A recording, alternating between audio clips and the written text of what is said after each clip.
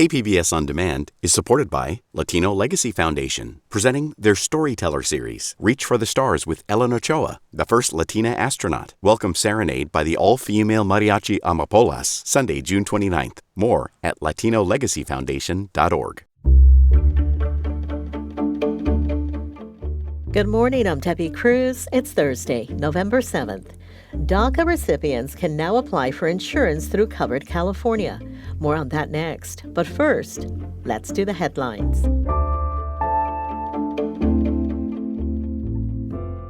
There's a red flag warning in effect for the county's valley and mountain areas until tomorrow morning.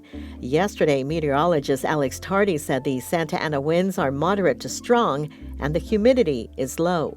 So that's wind coming from the east, coming from the desert, blowing to the water. We are now seeing wind gusts of 40 to 50 miles per hour in those at-risk areas. That would be the San Diego mountains and then close to the foothills as well.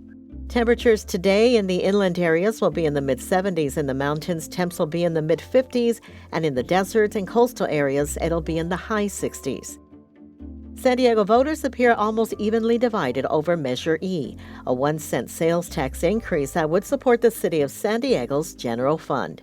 Early results show the measure failing with just under 51% of voters saying no.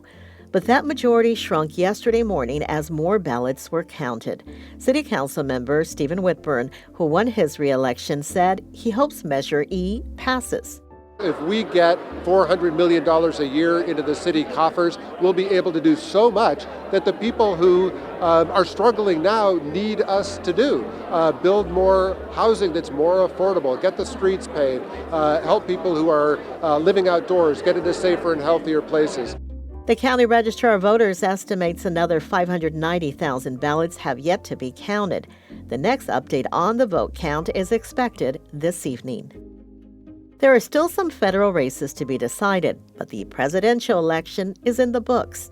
Donald Trump scored a decisive victory over Vice President Kamala Harris. Mesa College political science professor emeritus Carl Luna says Tuesday's election was monumental and represents a major shift in what America is, both domestically and internationally. And he says when it comes to relations with California, we could once again see wrangling between Sacramento and Washington. You see the power of the purse being used as a cudgel on California. If California doesn't comply with federal mandates, California loses a variety of different funding streams for education, transportation. For anyone upset about the election, Luna says, just remember there is another one in 2 years and another presidential one 2 years after that. From KPBS, you're listening to San Diego News Now. Stay with me for more of the local news you need. KPBS On Demand is supported by Splatero, helping homeowners pay for home improvements by offering streamlined access to your home's equity with no additional monthly payments or new debt. Splatero provides a lump sum payment in exchange for a share of your home's future value. Pre-qualification available at splatero.com.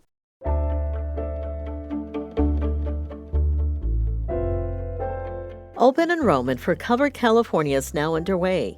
Health reporter Heidi DeMarco says for the first time, it includes DACA recipients.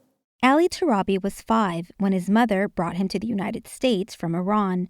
Now 35, he's a recent medical school graduate and a DACA recipient. It's been an unusual struggle. When I tell people, they don't believe it. They're like, "Oh, you're a doctor that's uninsured," and that's the reality in this country. When you don't have something like healthcare for all, people can fall through the cracks. DACA is a program started during the Obama administration that protects some undocumented immigrants who came to the U.S. when they were children. An estimated 8,500 DACA recipients call San Diego County home, and starting this month, they can apply for health coverage under the Affordable Care Act.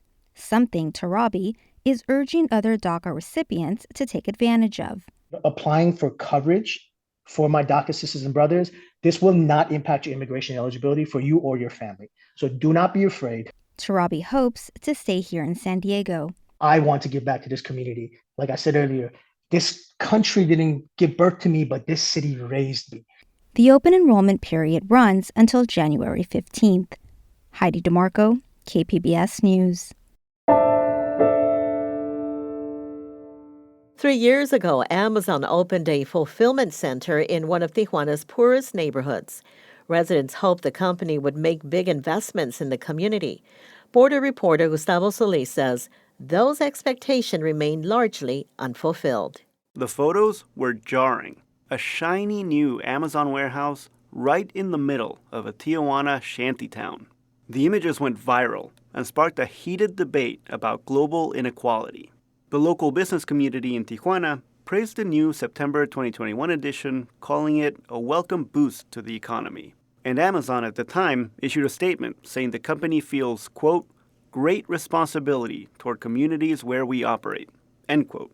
Now, the company wasn't specific about what it meant by great responsibility. Yet, residents of the neighborhood, known as Nueva Esperanza, hoped that Amazon would make investments to improve their quality of life. But 3 years later, they say that little has changed. No hay luz regular, no hay agua, no hay drenajes. Marley Trinidad Mejia lives in Nueva Esperanza. She says the community still lacks paved roads, drinkable water, and a functional storm drain system. Mejia is among many who came to the community in recent decades looking for a new start. Es una nueva oportunidad de vida, un nuevo comienzo. Mejia earns 2,000 pesos a week as a janitor, working for a factory in the same business park as the Amazon Fulfillment Center. That comes out to about $100 a week, almost twice as much as what she used to earn in Chiapas, Mexico's southernmost state. She knows that her corporate neighbors earn billions of dollars a year and thinks that they should reinvest more of that money into the neighborhood. Las empresas pues ganan mucho dinero y la verdad no apoyan a la colonia.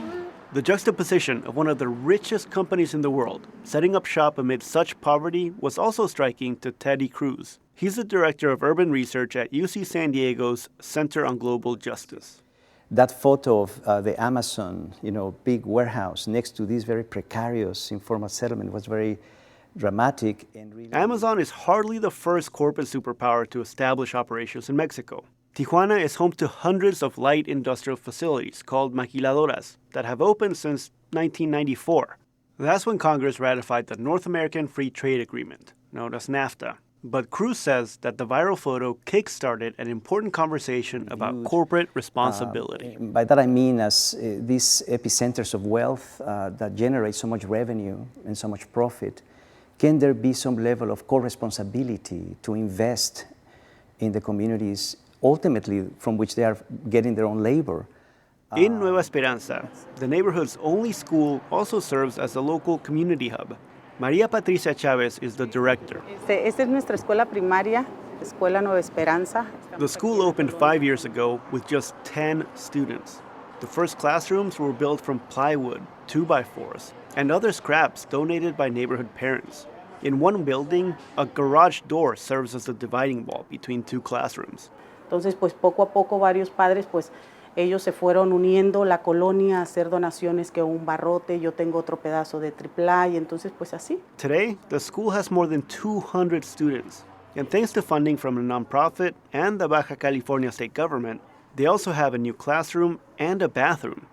Chavez says that this is the only indoor plumbing some of the students have regular access to. The school has also received some corporate support. Ellos vienen y trabajan, pero directamente con los niños. Ellos hicieron donación de ciertos libros para armar una biblioteca. Amazon, for example, donated books for the library, and they send people to run reading workshops for the students. In a statement, Amazon Mexico said, quote, "We understand the importance of serving the communities in which our employees live and work. It's why we've partnered with numerous local organizations in Tijuana to support important causes like literacy and health and food insecurity for residents in Nueva Esperanza," end quote. The company says it's also invested more than $50 million in Baja California. Now, even though locals believe that their corporate neighbors could do more to help the neighborhood, they say that the bulk of the responsibility falls on Tijuana's government. Sí, hace mucha falta el apoyo del gobierno aquí. Blanca Vanessa Sosa has lived in the community for years. She says lack of government investment is particularly noticeable whenever it rains. The combination of unpaved roads and the lack of drainage create a river of mud through the entire neighborhood. Que cuando llueve se hace un desastre con las lluvias. She says everything shuts down during storms. Tijuana's former mayor, Monserrat Caballero, declined an interview request. Tijuana's new mayor, Ismael Burgueño, could not be reached for comment. Gustavo Solis, KPBS News.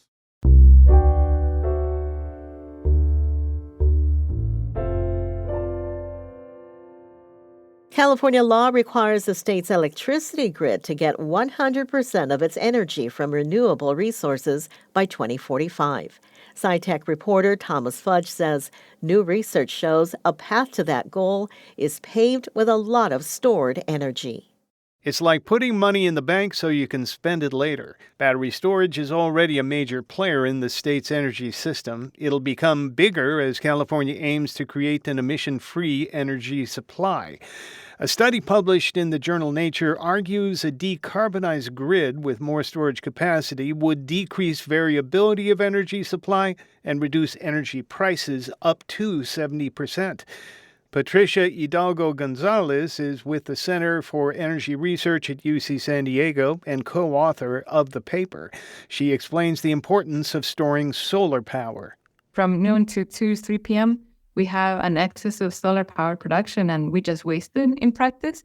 But if we would have more storage, we could take advantage of that free electricity and store it for the hours of the evening when we have the highest prices of electricity. She argues government energy storage mandates are an important step toward putting storage technology to work. Thomas Fudge, KPBS News. That's it for the podcast today. As always, you can find more San Diego news online at kpbs.org. Join us again tomorrow for the day's top stories. I'm Debbie Cruz. Thanks for listening and have a great Thursday.